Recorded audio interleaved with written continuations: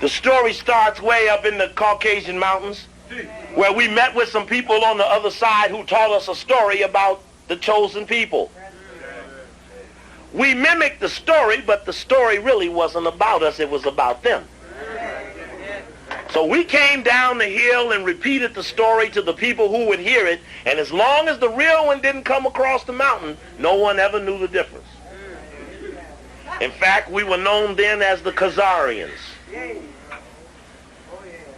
He said, son, there's no Messiah gonna come free us. That movie Exodus and all that other stuff, all that Charlton Heston and all that, said, we lied, son. Son of son of son. And son says, Rabbi, what we gonna do?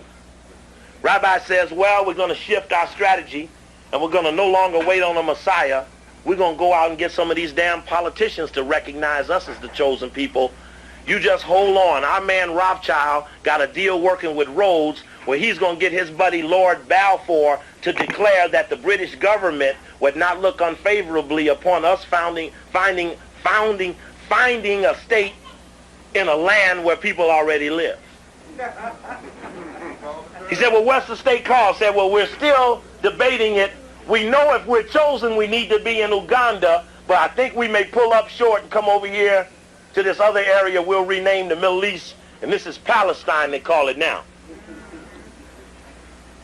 So he said, but you're right, Chief, if we are the chosen people, we're going to have to go to Ethiopia.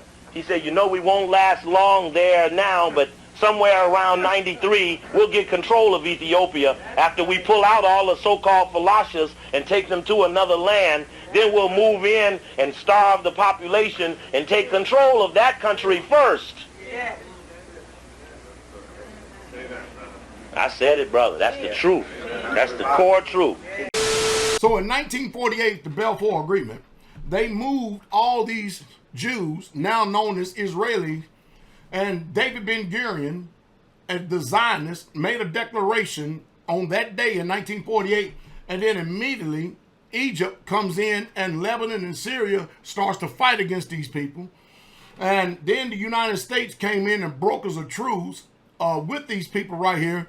And as they begin to broker truth and stuff, the United States and Great Britain, they actually honored the treaty about not funneling weapons to either side, mainly to the Egyptians and everybody else. But at the same time, the Israelis was loading up on weapons.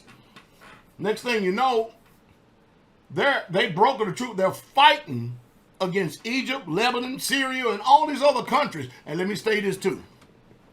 Egypt, Lebanon, Syria, Damascus, Samaria, Iraq, Iran. Watch this. And old Israel. Watch this. All are brown people. Brown people. And then you wonder why all this hell and chaos is going on, because that now all of a sudden you got white people in the East, in this desert land, in this land, that's passing themselves off, playing off, and really what it is, it's an occupation. Then you go up, and I'm going to fast forward and jump real quick, to 1967, the Six-Day War. That's why you keep hearing me talk about Gabriel Nasser, at the time, who was the prime minister of Egypt. He had made a statement and he said, we cannot accept you Zionist Israelis as the people of the Holy Book or the Scriptures or Yehudims. How can you leave here black and come back white?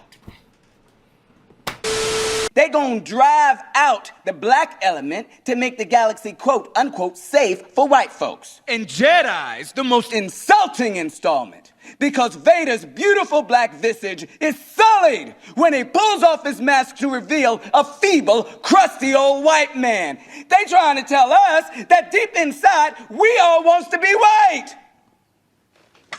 Well, isn't that true?